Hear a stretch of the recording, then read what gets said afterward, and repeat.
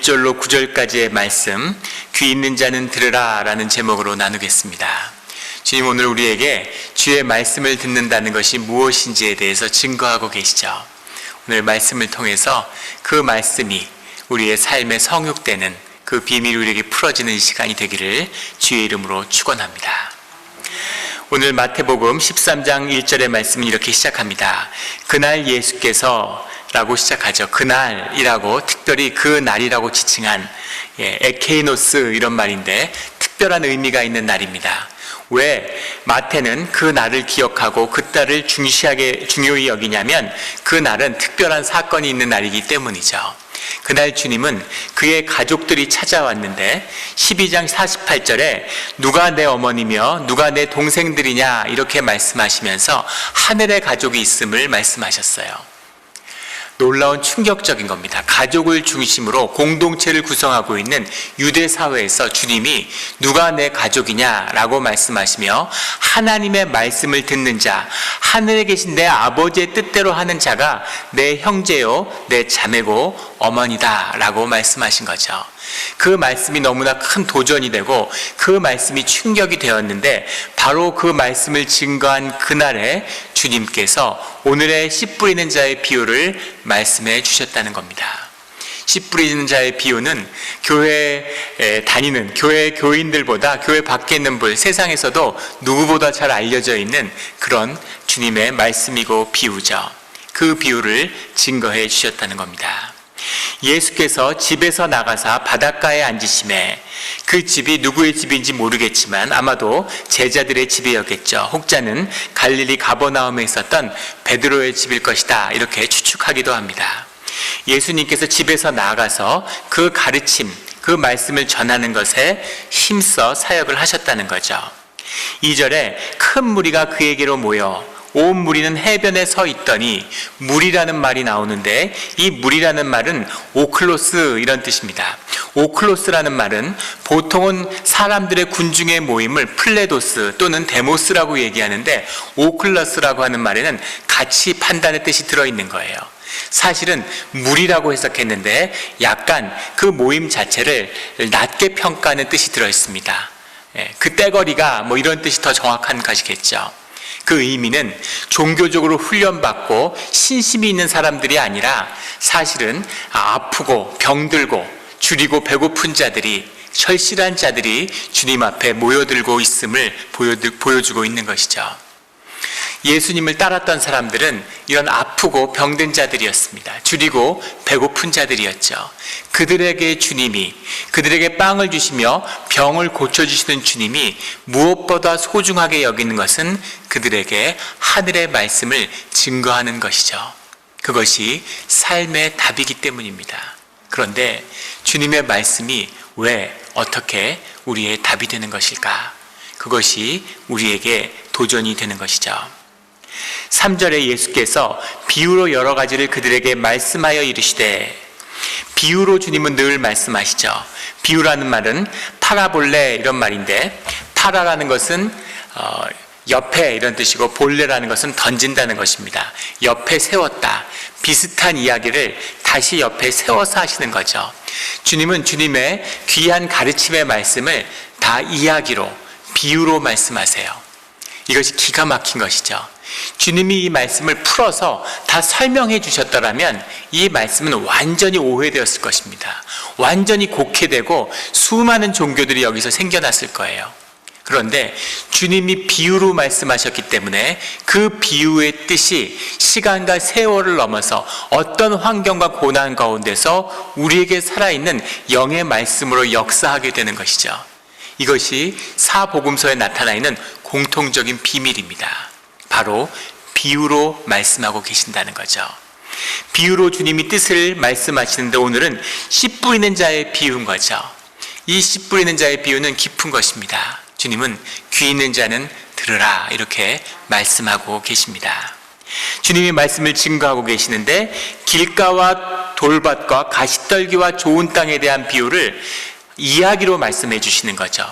주님은 그 비유로 말씀하시는 뜻, 비유로 말씀해 주시니까 제자들이 잘 와닿지 않았던 것 같아요. 그들에게 왜 비유로 말씀하십니까? 라고 제자들이 묻자 주님은 그 비유로 말씀하신 이유도 설명해 주시죠. 이사야의 말씀을 이렇게 예로 들어서 말씀하셨어요. 14절에 보면 13장에 이사야의 예언이 그들에게 이루어졌으니 일러스되 이 백성들이 마음이 완악하여져서 그 귀는 듣기에 둔하고 눈은 감았으니 깨달아 돌이켜 내게 고침을 받을까 두려워함이라 라는 말씀으로 그 대답을 대신하셨습니다. 이상하죠? 선지자는 하나님의 말씀을 세상에 증거하기 위하여 온 자가 아닙니까? 말씀을 밝혀서 많은 사람이 말씀을 알아들어야 되는 거잖아요. 그런데 그렇지 않다는 거죠. 이 비유의 말씀은 귀 있는 자가 듣기 위해서 세상 사람들이 듣고 돌이키라고 하는 것이 아니라 이 말씀을 주의 자녀들이 듣고 그 말씀의 비밀을 깨달아 알기 위해서 증거하는 것이다. 이것이 비유에 숨어있는 참된 뜻이다. 귀 있는 자는 들어라. 이렇게 말씀하는 것이죠. 우리의 심령이 열려서 귀가 열려서 들리기를 주님의 이름으로 축원합니다. 그 비유의 내용은 이것이죠. 길가와 돌밭과 가시떨기와 좋은 땅에 떨어진 씨앗이 있다는 겁니다. 이 비유를 말씀하시고서는 다시 이 비유를 풀어서 말씀해 주셨어요. 이 비유를 그냥 비유로만 말씀하셨다면 우리는 아마도 평생 판단과 정죄에 시달리며 살아왔으니까 아마 나는 어떤 밭일까 이런 고민을 했을 겁니다. 제가 처음으로 크리스찬이 돼서 이 말씀을 접했을 때도 똑같이 다가왔어요. 내 마음밭은 뭘까?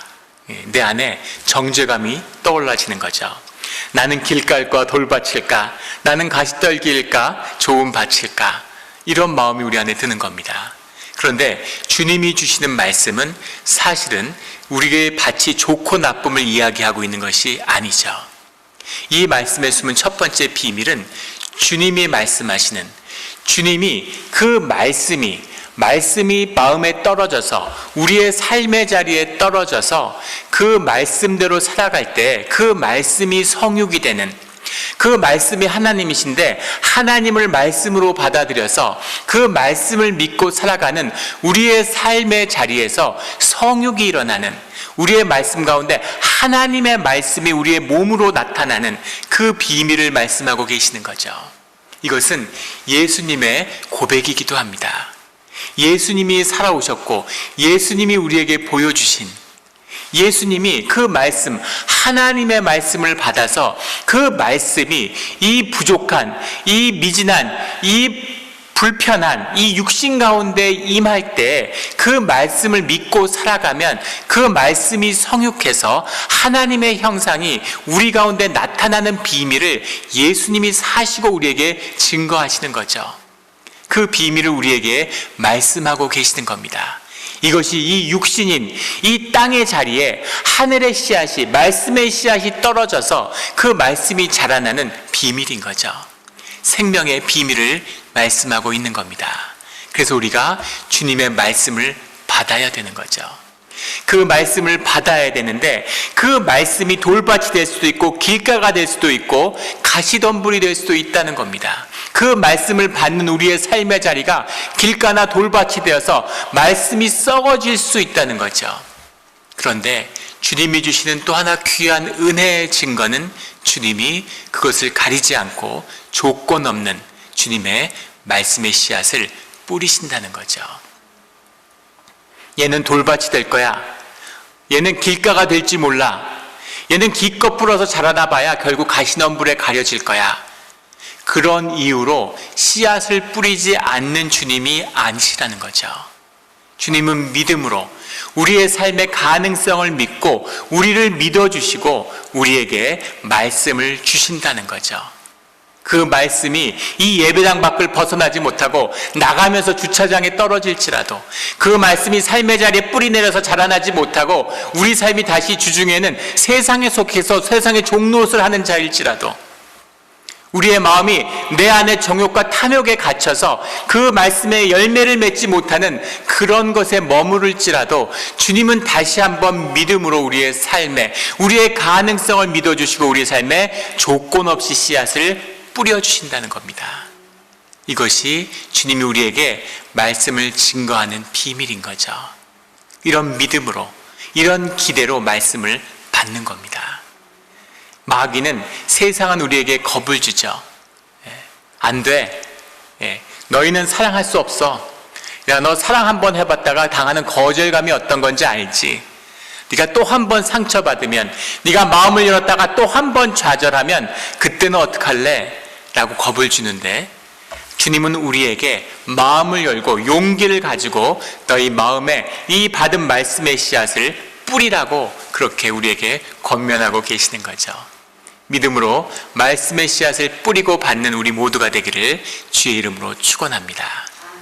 그리고 그 말씀을 받고 자라나는 우리의 마음의 자리에 주는 그런 말씀을 향한 도전이 있는 거죠.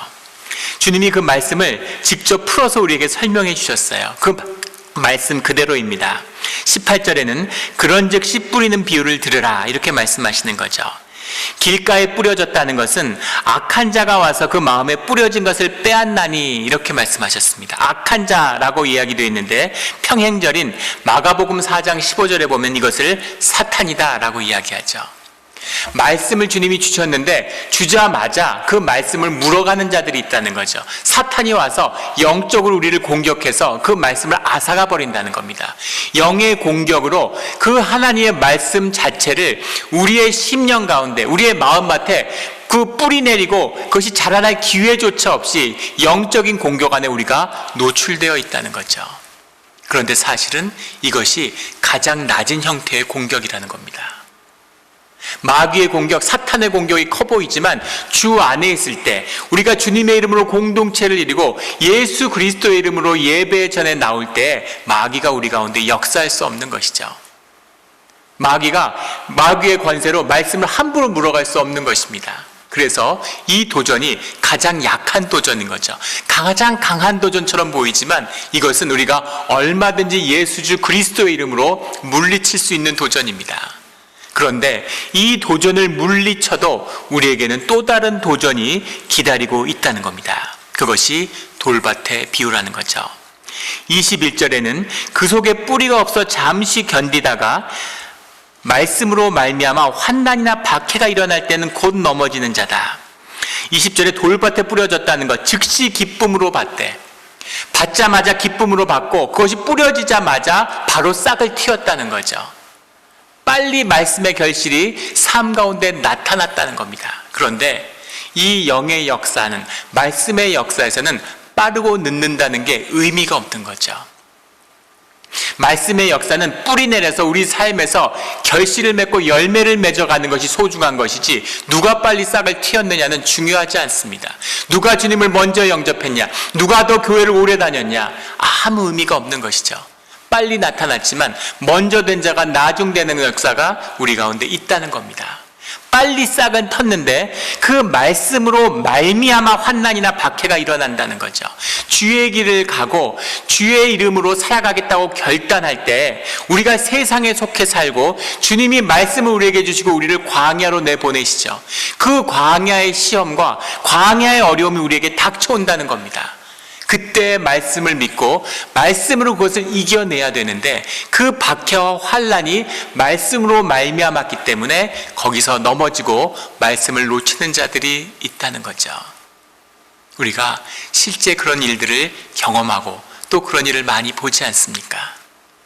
주님의 뜻에 살아간다고, 주님의 뜻에 따라 살기를 결단했다고 세상에 박수치고 격려해 줍니까? 그렇지 않죠. 세상의 환난과 박해가 오는 것입니다. 예전에 세무공무원을 하는 한 집사님이 주님을 영접하고 주님께 결단하고 이제는 깨끗하게 주님의 이름으로 살아가겠다고 했는데, 직장 속에서 어떤 환난과 어려움을 겪었는지 왕따가 되어서 그 고통받는 삶에 대한 간증을 하시는 걸 들은 기억이 있어요. 그 주변에 있는 사람이 나빠서가 아니라 그것이 공중 권세 잡은 세상의 비밀입니다. 하나님의 말씀으로 살아가는 자에게는 반드시 시련과 박해가 닥치게 되어 있죠. 그것을 말씀으로 이기고 그것으로 이겨내는 삶의 능력이 자라나는 것이 주님의 인도하심인데, 그 하나님의 존재와 말씀의 뿌리를 우리 안에 내리지 못하면 세상의 현상과 세상의 조건이 더 중요하게 보이는 자는 결국 말씀을 읽고 조건 앞에 무너지고 만다는 거죠. 계속 겁주지 않습니까? 너는 안 돼. 그렇게 살아서는 안 돼. 너 갖고는 안 돼. 그러나 믿음으로, 말씀으로 살아가는 자만이 그 환난과 어려움을 이겨내는 것이죠. 그 환난을 꼭 이겨내는, 말씀으로 성육하는 우리 모두가 되기를 주의 이름으로 축원합니다. 그런데 그것을 이겨내고 밖에서 오는 시험과 그 환난을 이겨내면 더 큰 도전이 우리를 기다리고 있다는 겁니다. 그것이 가시떨기의 비유죠. 22절에 가면 가시떨기에 뿌려졌다는 것은 말씀을 들으나 세상의 염려와 재물의 유혹의 말씀이 막혀 결실하지 못하는 자요. 우리 마음에 염려가 있다는 거죠. 에고의 문제가 다뤄지지 않는다는 겁니다. 십자가를 만나서 우리의 에고를 십자가에 못 박는 결단이 있어야 되는데, 우리의 목을 꺾어야 되는데, 주님이 오직 우리의 보호자에 앉으신 분이라는 그것을 믿고 영접해야 되는데, 그것이 이루어지지 않는다는 겁니다. 내 삶의 주도권을 여전히 내가 쥐고 있다는 거죠. 주님 한번 잘 좀 해보세요. 그런데 제대로 내 마음에 안 맞으면 언제든지 내가 그 주도권을 찾아올 겁니다. 이것은 주님을 따르는 자의 길이 아니죠. 그런데 이 에고의 문제가, 내 뜻대로 내 삶을 내가 만들어야 되겠다고 하는 그것이 바로 이 세상의 염려의 본질입니다. 믿음의 반대는 불신앙이 아니라 염려예요. 우리가 염려한다면, 내일의 일을 염려한다면, 이렇게 되지 않으면 어떡하지? 저렇게 되면 어떡하지? 라는 염려의 중심을 잘 들여다보십시오. 내가 삶의 주인의 자리에 내 삶을 내가 컨트롤하고 있는 내 모습, 내 에고의 문제가 그 중심에 있다는 것을 보게 되는 거죠. 이것이 우리의 말씀이 결실하지 못하는 더 큰 도전이라는 것을 주님이 말씀하고 계시는 겁니다. 그 에고의 문제에 더해서 재물의 유혹이 있다는 거죠. 우리 안에는 죄성이 있어요. 죄된 육신을 입고 있는 동안에는 그 죄성의 문제를 벗을 수 없다는 겁니다. 이 탐욕, 이 욕심, 편안함, 안락함, 하나님을 잃어버리고 하나님이 주시는 말씀의 비밀을 잃어버린 자는 결국 편안함과 안락함만을 추구하게 되죠. 세상은 쾌락과 평안을 우리에게 약속합니다. 우리에게 편안하게 일 없이 살라고. 근심과 불안에 떨지만 그럴수록 점점 더 약해지고 삶이 취약해져서 아무 일도 없었으면 그냥 편안하게만, 편리하게만 살았으면 하는 거죠. 그런 두려움에 사로잡힌 자의 종착점은 결국은 돈의 종로로 타는 것입니다. 돈은 우리에게 편안하게 살게 평탄하게 살게 해주겠다고 약속하죠. 돈이 없으면 불편해집니다. 불편할 뿐이죠. 삶에 아무것도 문제될 게 없어요.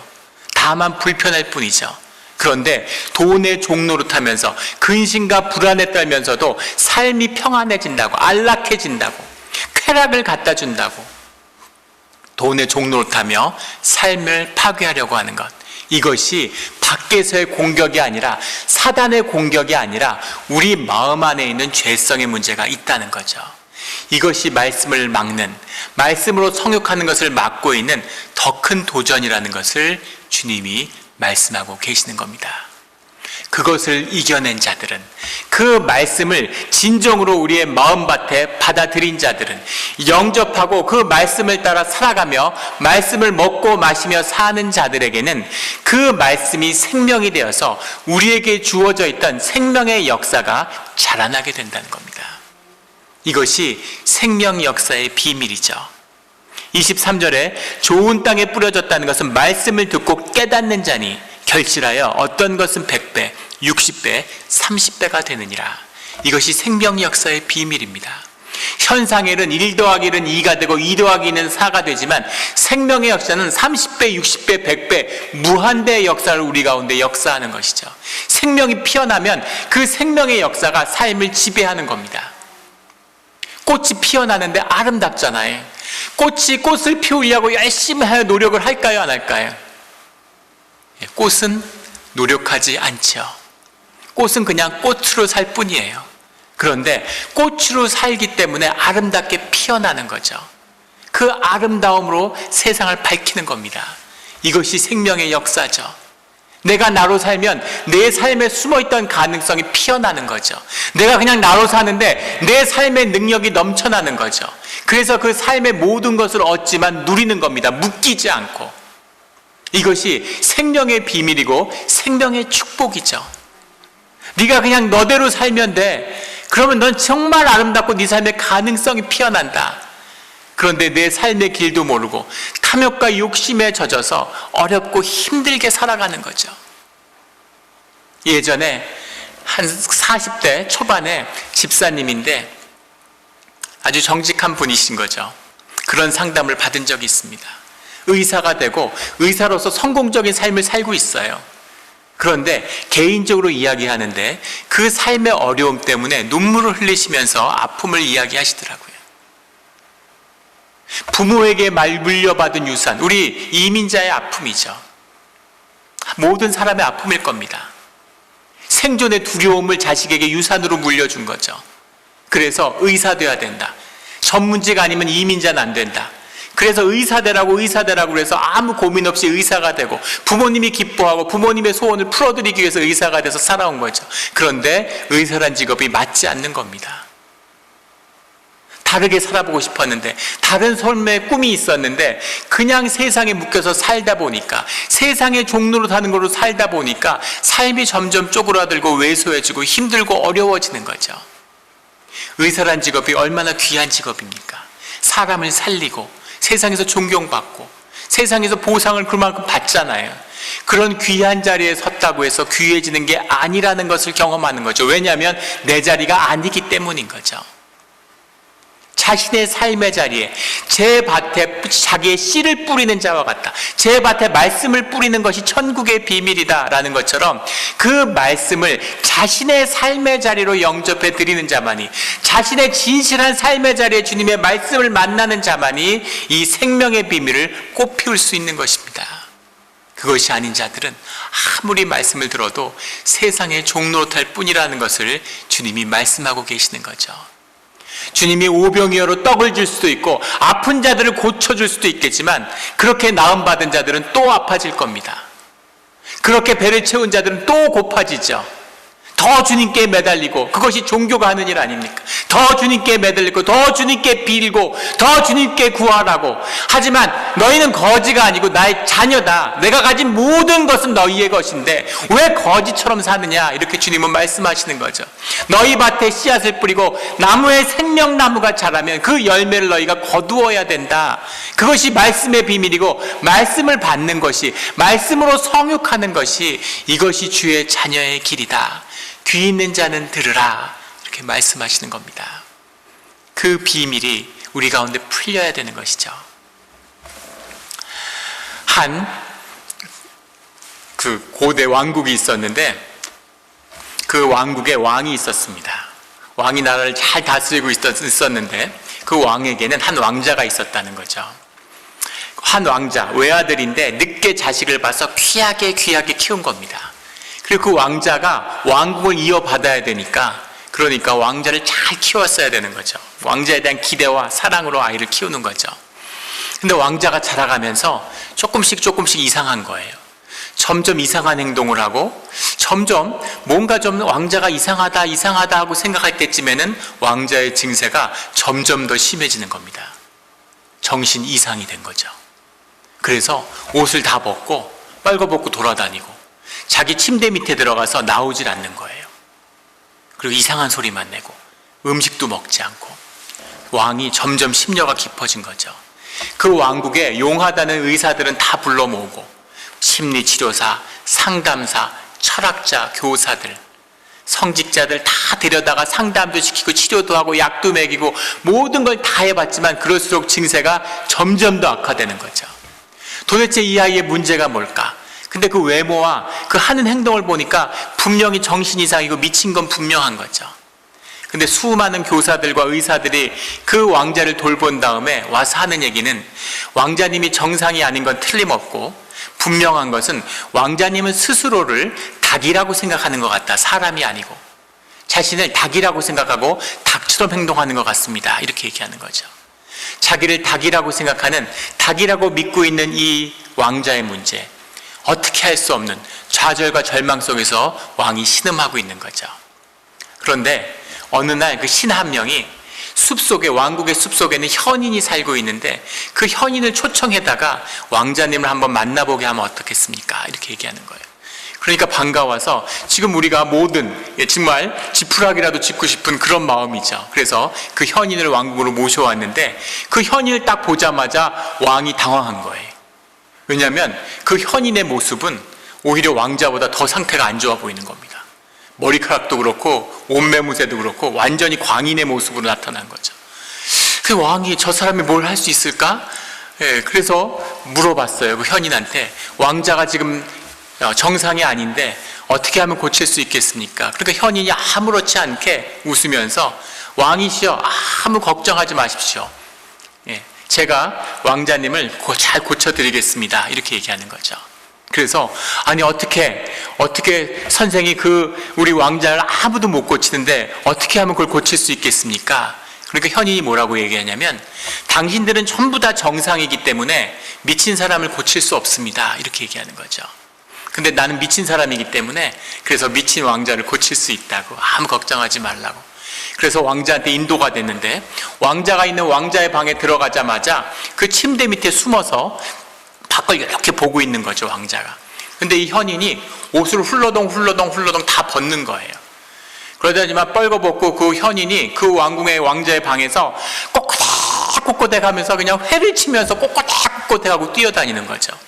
그래서 왕자가 깜짝 놀라서 넌 누구냐 하고 물어보는 거예요. 그러니까 나는 수탉이다 이렇게 얘기하는 거죠. 그래서 왕자가 깜짝 놀랐죠. 나도 수탉인데 너도 수탉이냐 이렇게 물어보니까 그 현인이 뭐라고 얘기했냐면 나도 수탉이고 너도 수탉이지만 나하고 너는 다른 점이 하나 있다 이렇게 얘기하는 거죠. 나는 장닭이다. 나는 평생을 수탉으로 살아오고 닭으로 살아온 장닭이고 너는 이제 수탉으로서의 삶을 이제 시작하는 햇병아리일 뿐이라고. 너 같은 병아리는 나 같은 장닭의 이야기를 듣고 수탉에 가는 길을 따라와야 된다. 수탉이 되었으면 밖에 나와서 회를 쳐야지 어떤 닭이 사람의 침대 밑에 숨어가지고 그러고 있냐. 당장 나오라고. 그래 들어보니까 그런 것 같잖아요. 또 왕자도 외로웠는데 같은 수탉을 만나니까 반갑고 그래서 밖으로 나온 거죠. 그래서 같이 왕궁을 돌아다니면서 그 두 뻘거벗은 수탉이 회를 치면서 꼿꼿해 가면서 배를 치면서 뛰어다니면서 같이 둘이 노는 겁니다. 두 수탉이 같이 시간을 보내는 거죠. 그렇게 시간을 보내면서 대화도 하고 수탉으로서 교제도 나누면서 닭으로 살아가고 있는 거죠. 겨울이 다가오고 날씨가 추워지니까 어느 날 그 현인이 그 스승으로 모신 그 스승이 인간의 옷을, 겉옷을 딱 이렇게 입는 거예요. 그걸 보고 왕자가 놀라게 되죠. 아니 스승님, 우리는 닭인데 닭이 어떻게 인간의 옷을 입을 수가 있습니까? 닭은 옷을 입는 닭이 어디 있습니까? 그러니까 그 스승이 그 왕자를 보고 야, 우리는 닭인데 인간의 옷을 입었다고 우리가 인간이냐? 우리는 무엇을 입던 우린 닭이야.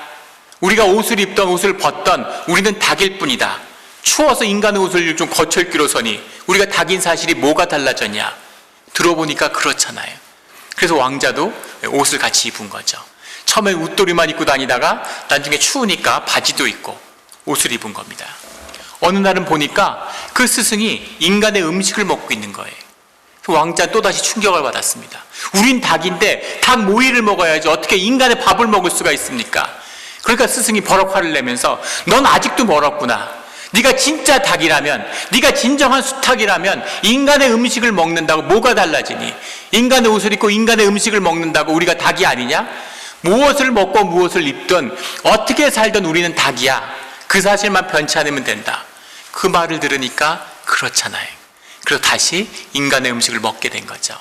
인간의 옷을 입고 인간처럼 머리를 하고 인간처럼 이야기를 하면서 사람들과 어울리게 되는 거죠. 그 왕자가 나음을 보고 마음이 놓였는지 그만 세상을 떠나버리고 말았습니다. 왕자는 왕이 된 거죠. 수탉 왕이 됐습니다. 인간의 옷을 입고 인간처럼 얘기하고 아주 그럴듯하게 인간처럼 생활을 하지만 사실은 수탉인 거죠.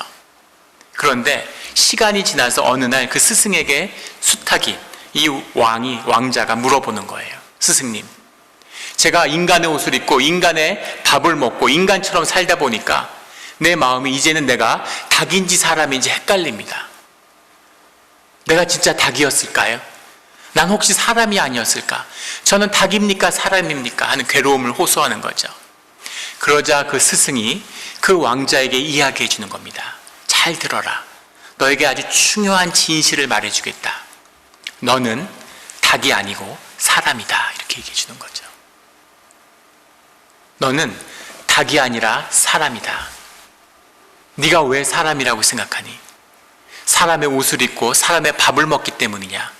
왜 예전엔 너는 수탉이었냐? 네가 네 자신을 수탉이라고 믿었기 때문이라는 거죠. 네가 수탉이라고 믿었기 때문에 무슨 옷을 입던 뭘 먹던 너는 수탉이었다. 그런데 이제 네가 사람이라고 믿으면 너는 사람이다라는 거죠. 하지만 또 하나 네가 기억해야 할 중요한 진실이 있는데, 네가 무엇을 먹던 무슨 옷을 입던 어떻게 살던 그게 네가 아니라는 것을 명심해라. 이렇게 이야기하는 겁니다. 네 육신이, 네가 가진 모습이, 네가 가진 조건이, 네가 입은 옷이 네가 아니다. 네가 누구인지를 결코 잊지 마라 하는 이야기를 남기고 현이는 다시 숲속으로 떠나갔다는 거죠. 우리가, 내가 나인 것은, 그것은 주님의 형상이 내 안에 있기 때문입니다. 그것을 붙들고 그것을 믿는 자는 주의 자녀가 되는 것이죠. 지금 미국이 대공황 이후로 100년 만에 가장 큰 위기에 처해 있다고 하죠. 인구의 10%가 직업을 잃고 그 가족까지 하면 3분의 1이 실직 상태에 있다고 합니다. 경제는 처참하게 무너져 내리고 있는데 놀라운 것은 주가는 사상 최고치라는 거죠. 자산가는 오히려 상승하고 있다는 겁니다. 왜 그럴까요? 정부와 FRB가 돈을 있는 대로 찍어내서 무제한으로 찍어내니까 10년 전에 이 금융위기가 왔을 때 그때 지난 10년간 찍어낸 돈이 그 앞에 모든 시기에 찍어낸 돈의 2배를 찍었는데 그거보다 더 많은 돈을 지난 석 달 동안 찍어냈다는 거죠. 돈을 무차별적으로 찍어서 살포하니까 정크본드부터 모든 곳에 돈을 살포하니까 주가가 뛰고 있는 거죠. 많은 경제학자들은 우려합니다. 3년, 5년 있으면 인플레가 일어나고 물가가 뛴다는 거죠. 그러면 금리를 올 수밖에 없고 수많은 기업들이 파산하고 상상할 수 없는 그 석유 파동이 왔었던 80년대 초반보다, 그때 미국 기업의 40%가 부도가 났다 그러는데 그거보다 100배는 강한 폭풍을 만날 거다. 미국이 파산할 수도 있고 10년 안에 근본위를 이 기축통화를 잃어버릴 수도 있다. 이런 우려들을 쏟아내고 있습니다. 그런 사람들이 보는데, 그런 사람들이 우려하고 있는데 왜 미국의 최고의 돈의 최고의 전문가들이 모인 FRB나 재무부에서 이런 어처구니 없는 짓을, 이 악하고 어리석은 짓을 반복하는 이유가 뭐겠습니까? 도대체 뭘까요? 그것은 그들 가운데 움직일 수 없는 본질적인 믿음이 있기 때문이에요. 그 믿음은 뭐냐면 사람들의 생명보다, 사람들의 안전보다, 세상의 그 무엇보다 돈이 더 중요하다고 하는 믿음이 확고하기 때문입니다. 종이에다 잉크를 발라가지고 6센트만 들여가지고 종이를 찍으면 100달러로 유통시킬 수 있어요. 어떻게 이런 마법이 가능할 수가 있을까요? 사람들이 돈을 믿어주기 때문이죠. 마귀가 웃고 있지 않겠습니까?